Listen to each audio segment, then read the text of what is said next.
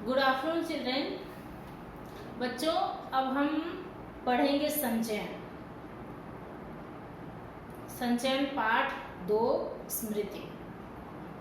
इसमें 3 भाई रहते हैं। मैं पाठ का सार पहले बता देती हूँ। इसमें 3 भाई रहते हैं। एक सबसे बड़े रहते और 2, एक 10 साल का और एक 5 साल का, ऐसे रहते हैं। तो उनको मस्ती करना, शरारत करना, उन दोनों भाइयों को, छोटे जो 2 भाई थे उनको बहुत अच्छा लगता था और सारा टाइम स्कूल जाते स्कूल आते मस्ती करते थे। तो एक दिन वो स्कूल जा रहे थे तो रास्ते में एक कुआं पड़ा, कुआं वेल। तो उनको उत्सुकता हुई कि जाकर के उसमें हम पत्थर फेंकें। जाकर के पत्थर फेंके तो उसमें से आवाज़ आई। वो आवाज़ किसकी थी?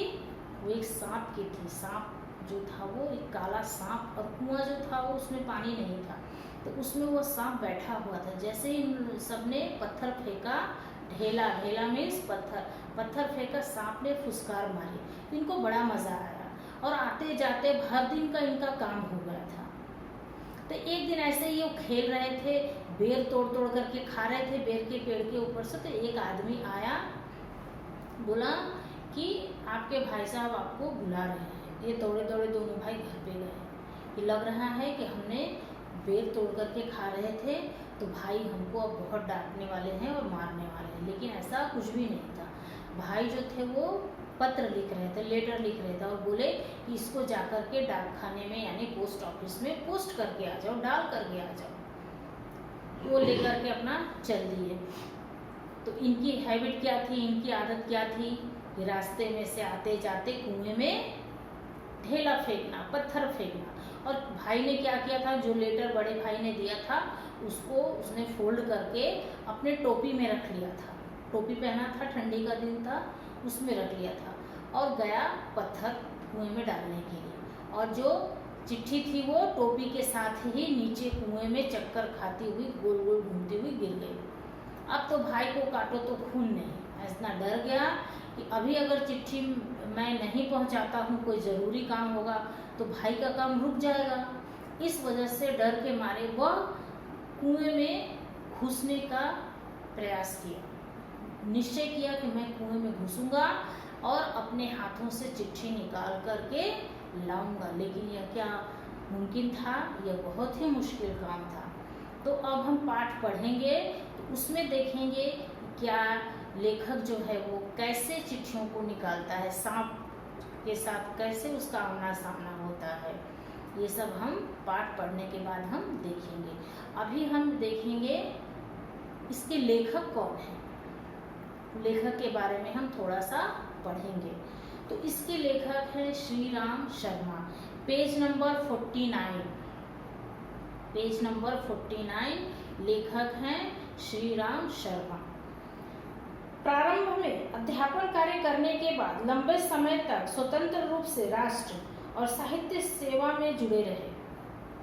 विशाल भारत के संपादक के रूप में विशेष ख्याति प्राप्त की। हिंदी में शिकार साहित्य के अग्रणी लेखक माने गए। प्रमुख रचनाएं, उनके प्रमुख कृतियां कौन कौन से, उन्होंने कौन कौन से और रचनाएं की? शिकार, बोलती प्रतिमा तथा जंगल के जीव, शिकार संबंधी पुस्तकें, सेवाग्राम की डायरी एवं सन 42 में संस्मरण इत्यादि। संस्मरण मतलब यादें। अब हम पाठ के बारे में पढ़ेंगे जो कि पेज नंबर है स्मृति, लेखक श्रीराम शर्मा, और ये है page number 8। Page number 8 Roman लिपि में रहता है, वो हम पेज नंबर 8 निकालेंगे। उसमें दिखेगा आप लोगों को स्मृति लिखा हुआ है। ये ऐसे स्मृति लिखा हुआ है। स्मृति मतलब यादें, याद। कुछ ऐसी बातें रहती हैं जो भुलाए नहीं भूलती और यादें बनकर रह जाती हैं। इसमें लेखक ने बाल्यावस्था की एक घटना का सजीव चित्रांकन किया। बाल्यावस्था मतलब बचपन में। इस कहानी का घटनाक्रम मतलब इस कहानी में जो जो घटित हुआ है, जो जो कुछ हुआ है, इतनी रोमांचक शैली में लिखा गया है कि पढ़ते पढ़ते ऐसा लगता है कि अब आगे क्या होगा। ये उत्सुकता रहती है पाठक के मन में, इतना पढ़ लिया, अब इसके आगे क्या होगा। ये सारी उत्सुकता यह पाठ पढ़ते पढ़ते मन में आता है कि प्रत्येक क्षण यानी हर समय परिस्थिति की गंभीरता और सामने आए खतरे का वर्णन पाठक के कौतूहल को आदि से अंत तक बनाए रखता है। यानी पाठक शुरू से पढ़ता है और उसको ऐसा लगता है कि अभी अंत तक मैं खत्म करके ही इस पाठ को छोड़ूंगा। ऐसी उत्सुकता बनी रहती है मन में, कब पढ़ूं कब पढ़ूं। बच्चों की सहज जिज्ञासा, यानी बच्चों में हर चीज जानने की इच्छा होती है। जिज्ञासा मतलब जानने की इच्छा। एवं क्रीड़ा, क्रीड़ा मीन्स खेल कूद, कैसे कभी कभी उन्हें कठिन एवं जोखिमपूर्ण निर्णायक मोड़ पर ला खड़ा करती है, इसका बहुत ही सजीव वर्णन प्रस्तुत किया गया है। कभी कभी खेल कूद में ऐसी परिस्थितियां आ जाती हैं कि बहुत बड़ी परेशानी खड़ी हो जाती है। तो ऐसे ही उन बच्चों ने खेलते खेलते कौन सा जोखिम भरा, कौन से कठिन भरा काम कर दिया जिससे वो परेशानी में पड़ गए, यह पाठ में हम पढ़ेंगे। इसलिए खेलते समय भी हमें कोई भी ऐसा खेल नहीं खेलना चाहिए कि जो हमें आगे चलकर परेशानी में डाल दे। तो अब हम पढ़ेंगे स्मृति, श्रीराम शर्मा। सन 1908 ईस्वी की बात है। 1908 सन न के नीचे जो हलंत लगा है बच्चों, वो नहीं रहता, अभी वो नहीं रहता। पहले बहुत समय में न के नीचे हलंत लगाया जाता था, लेकिन अभी नहीं लगाया जाता। दिसंबर का आखिरी या जनवरी का प्रारंभ होगा। चिल्ला जाड़ा पड़ रहा था। चिल्ला मतलब बहुत ही ज्यादा ठंडी, जाड़ा यानी सर्दी का मौसम, ठंडी का मौसम। 2 या 4 दिन पूर्व कुछ बूंदाबांदी हो गई थी। 2 या 4 दिन पहले थोड़ी थोड़ी बारिश हो गई थी, इसलिए शीत की भयंकरता और भी बढ़ गई थी। इसलिए ठंडी जो थी वो और ज्यादा बढ़ गई थी। सायंकाल के 3:30 या 4 बजे होंगे, शाम के 3:30 या 4 बजे होंगे। कई साथियों के साथ मैं झरबेरी के बेर तोड़ तोड़ कर खा रहा था। झरबेरी के बेर यानी छोटे छोटे बोर, बेर को बोलते हैं मराठी में बोर। वो बेर जो है वो तोड़ तोड़ करके अपने फ्रेंड्स के साथ लेकर खा रहे थे कि गांव के पास से एक आदमी ने जोर से पुकारा कि तुम्हारे भाई बुला रहे हैं, शीघ्र ही घर लौट जाओ। मैं घर को चलने लगा, साथ में छोटा भाई भी था। भाई साहब की मार का डर था कि अब तो भाई साहब बहुत ही ज्यादा मारने वाले हैं, इसलिए सहमा हुआ यानी डरा डरा चला जाता था। इसलिए लेखक डरे डरे घर तक जा रहे थे। समझ में नहीं आता था कि कौन सा कसूर बन पड़ा। उनको समझ में नहीं आ रहा था कि कौन सा अपराध किया है मैंने, कौन सी गलती की है मैंने। डरते डरते घर में घुसा। आशंका थी कि बेर खाने के अपराध में ही तो पेशी न हो। लेखक को शक था कि कहीं हम बेर तोड़ तोड़ के खा रहे थे, इसकी वजह से तो भाई साहब गुस्सा नहीं है, इसकी वजह से तो हमें नहीं बुलाया, लग रहा है इसकी वजह से बुलाए हैं और अब हमें मार पड़ने वाली है। पर आंगन में भाई साहब को पत्र लिखते पाया। अब पिटने का भय दूर हुआ। जब भाई को लेटर लिखते हुए पाया तो लेखक का डर जो है वो दूर हो गया। हमें देखकर भाई साहब ने कहा, इन पत्रों को ले जाकर मक्खनपुर डाकखाने में डाल दो। डाकखाने यानी पोस्ट ऑफिस। तेजी से जाना, जिससे शाम की डाक में चिट्ठियां निकल जाए। यानी जो शाम को जब चिट्ठियां पोस्टमैन निकालता है उसके साथ ही ये भी चिट्ठियां पहुंच जाएंगी। ये बड़ी ज़रूरी है और ये चिट्ठियां जो हैं वो बहुत ही ज़रूरी है। जाड़े के दिन थे ही, यानी ठंडी का मौसम था ही था। बच्चों ठंडी के मौसम में ना शाम अंधेरा बहुत जल्दी होने लगता है, बहुत ही जल्दी हो जाता है।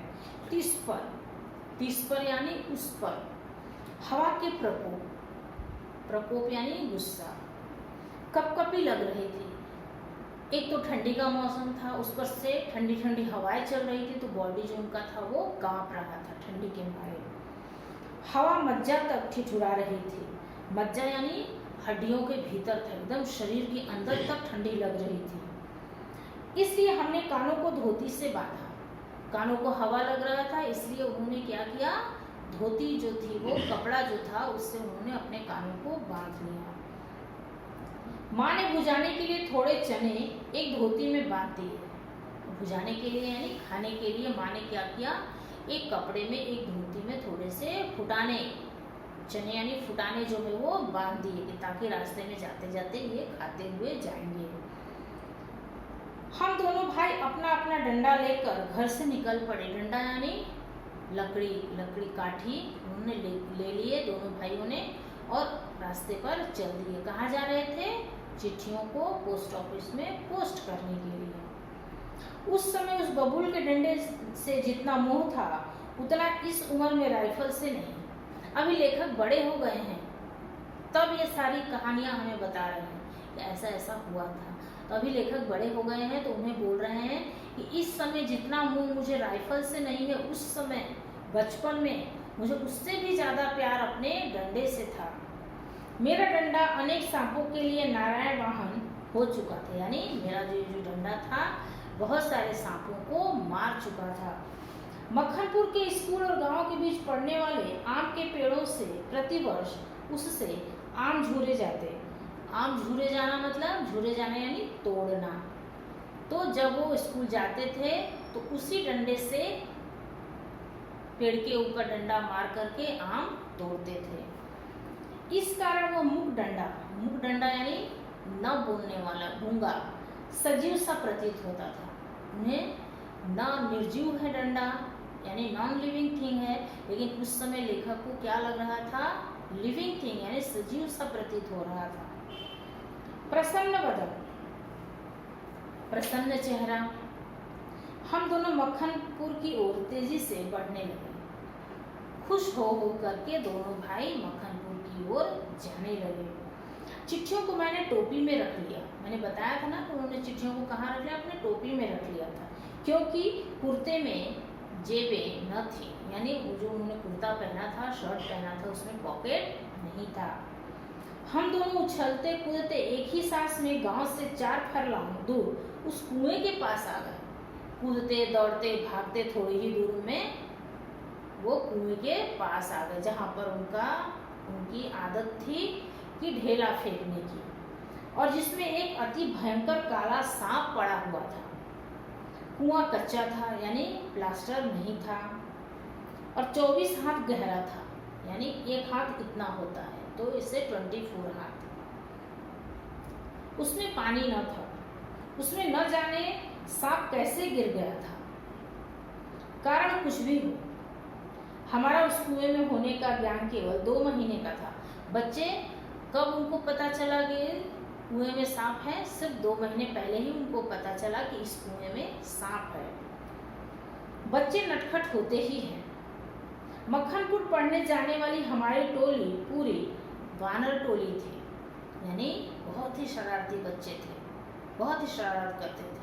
जो भी बच्चे उनके साथ पढ़ने के लिए मक्खनपुर जाते थे बहुत ही शरारती थे। एक दिन हम लोग स्कूल से लौट रहे थे। अब लेखक बता रहे हैं कि कैसे हमें पता चला कि उस कुएं में सांप है,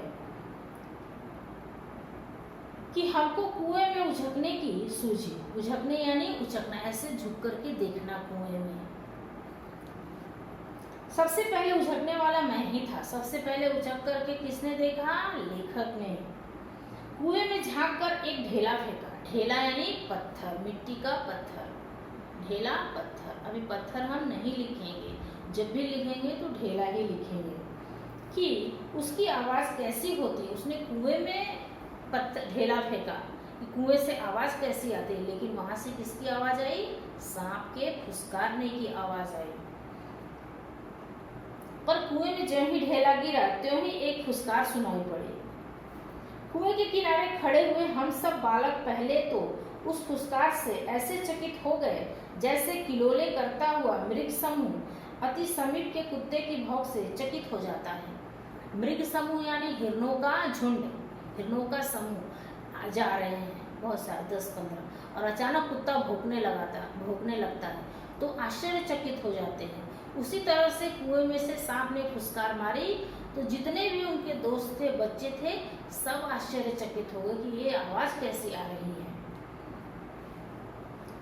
उसके उपरांत सभी ने उछल कर एक एक ढेला फेंका। उसके बाद क्या हुआ, जितने उनके दोस्त थे, जितने बच्चे थे, सब ने एक एक ढेला उस कुएं में फेंका और कुएं से आने वाली क्रोधपूर्ण फुसकार पर कहे लगाए। और जब सांप गुस्सा होकर के फुसकार लगाता था तो सब मजे ले लेकर हंसते थे। गांव से मक्खनपुर जाते और मक्खनपुर से लौटते समय प्रायः प्रतिदिन ही कुएं में ढेले डाले जाते। अब इनका नित्य का काम हो गया था, हर दिन का काम हो गया था। स्कूल जाते टाइम वहाँ कुएं में ढेला फेंकना, स्कूल से आते टाइम कुएं में फेंकना, ऐसा उनको करने में बहुत ही मजा आता था। मैं तो आगे भाग कर, और लेखक क्या करते थे कि सबसे पहले भाग भाग करके आ जाते और टोपी को एक हाथ से पकड़कर दूसरे हाथ से ढेला फेंकता था। एक हाथ से टोपी पकड़ते थे और दूसरे हाथ से ढेला फेंकते थे। यह रोजाना की आदत सी हो गई थी। सांप ने फुसकार करवा लेना मैं उस समय बड़ा काम समझता था। सांप फुसकार करता था तो लेखक को लगता था कि मैं बहुत बड़ा काम कर लिया सांप से फुसकार मरवा कर। इसलिए जैसे ही दोनों उस कुएं की ओर से निकले, अब चिट्ठियां लेकर के जा रहे हैं लेखक और उनके छोटे भाई। तो जैसे ही कुएं के पास से गुजरे, उनकी प्रवृत्ति जो है वो जागृत हो गई। प्रवृत्ति जागृत हो गया नहीं, आदत जो थी वो उनकी ढेला फेंकने की ऊपर आ गई। और उन्होंने क्या किया, कुएं में ढेला फेंककर फुसकार सूंघने की प्रवृत्ति जागृत हो गई। मैं कुएं की ओर बढ़ा, छोटा भाई मेरे पीछे ऐसे हो लिया जैसे मृग शावक के पीछे छोटा मृग शावक हो लेता है। मृग शावक मतलब हिरण का बच्चा। जैसे बड़े बड़े हिरण साथ में चलते हैं तो उनके पीछे पीछे हिरण के बच्चे भी चलते हैं, वैसे ही लेखक आगे आगे चल रहे थे और उनका छोटा भाई पीछे पीछे। कुएं के किनारे से एक ढेला उठाया और उछलकर एक हाथ से टोपी उतारते हुए सांप पर ढेला गिरा दिया, पर मुझ पर तो बिजली सी गिर पड़ी। क्यों गिर पड़ी बिजली सी? ऐसा लग रहा है कि कुछ तो गड़बड़ हो गया है। अभी क्या हो गया है वो देखते हैं। सांप ने फुसकार मारी या नहीं, ढेला उसे लगा या नहीं, यह बात अब तक स्मरण नहीं। टोपी के हाथ में लेते ही तीनों चिट्ठियां चक्कर काटती हुई कुएं में गिर रही थी। लेखक की आदत है कि टोपी पहले हाथ में लेना और फिर ढेला फेंकना, लेकिन उस दिन टोपी के अंदर क्या था, चिट्ठियां थी और उन्होंने टोपी उतारी और चिट्ठी जाकर के कुएं में गिर गया। तो लेखक कह रहे हैं कि मैंने ढेला तो मारा, लेकिन सांप को लगा कि नहीं लगा, उसने फुसकार मारी कि नहीं मारी, ये मुझे आज तक याद नहीं है, क्योंकि लेखक बहुत ही डर गए थे। वो चिट्ठियां जो है वो चक्कर काटती हुई सबकी सब चिट्ठियां वहां कुएं में गिर गई। अकस्मात जैसे घास चढ़ते हुए हिरण की आत्मा गोली से हत होने पर निकल जाती है। जैसे बोलते हैं कि हिरण को जैसे ही गोली लगती है, हत होने पर यानी घायल होने पर, हत होना यानी घायल होना, जैसे ही गोली हिरण को लगती है तो उसकी आत्मा जो है वो निकल जाता है और वह घायल हो जाती है और वह तड़पता रह जाता है और तड़प तड़प कर अपनी जान दे देता है। उसी भांति वे चिट्ठियां क्या टोपी से निकल गई, मेरी तो जान निकल गई। उसी प्रकार चिट्ठियां कुएं में गिर गई और ऐसा लग रहा था लेखक को कि चिट्ठियों के साथ साथ उनकी जान भी निकल गई है। वो बहुत ही डर गए थे। उनके गिरते ही मैंने उनको पकड़ने के लिए झपट्टा भी मारा। झपट्टा यानी झट से ऐसे करना, लेकिन चिट्ठियां तो गिर गई। ठीक वैसे जैसे घायल शेर शिकारी को पेड़ पर चढ़ते देख उस पर हमला करता है। अगर शेर जो है वो पेड़ पर चढ़ा हुआ है और शिकारी पेड़ पर चढ़ करके उसको हमला करता है, उसको मारने की कोशिश करता है, तो शेर क्या करता है, वहीं दूर से ही झपट्टा मारता है। वैसे ही लेखक भी चिट्ठियों को निकालने के लिए कुएं के अंदर से झपट्टा मारा। उनको पकड़ने की घबराहट में मैं स्वयं झटके के कारण कुएं में गिर गया होता। झपट्टा मारने की वजह से हो सकता था कि लेखक स्वयं भी कुएं में गिर जाते थे, इतने जोर से उन्होंने झपट्टा मारा, लेकिन फिर अपने आप को उन्होंने संभाल लिया। तो इस तरह से बच्चों आज हमने पढ़े स्मृति, और इसके आगे का हम कल पढ़ेंगे। अगले लेक्चर में हम इसके आगे का फिर से पढ़ेंगे और आप लोग इसकी रीडिंग भी करेंगे। जितना पढ़ाया है उसकी रीडिंग भी आप लोग करेंगे। धन्यवाद।